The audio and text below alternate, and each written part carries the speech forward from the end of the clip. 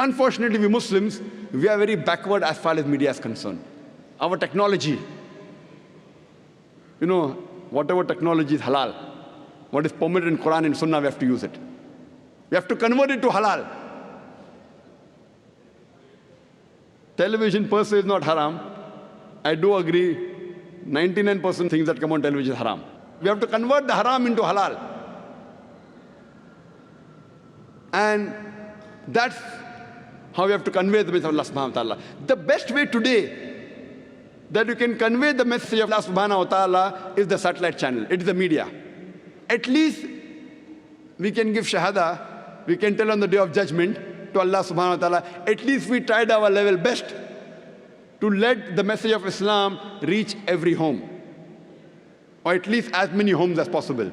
And alhamdulillah, summa alhamdulillah, since 3.5 years after the launch of Peace TV, now the viewership of Peace TV is more than 100 million. Alhamdulillah. People may be wondering that, why are there so many cameras? People are saying, why 12 cameras required? One lecture, one man, 12 cameras. One man and 12 cameras. The television channels say, we only use 2 or 3 cameras.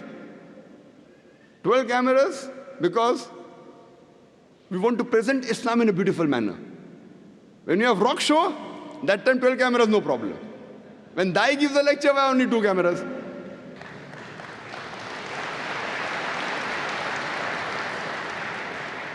See, today is the age of science and technology. When we want to convince the youngsters, the media is taking them on the wrong track. We have to use the same media to get our youngsters on the right track, from wrong track to the right track. And believe me, we know, I agree, that majority of the media is haram. But as long as we don't break any rule of the Sharia, of the Quran and Sahih Hadith, we can use this media to the benefit of the spread of Islam.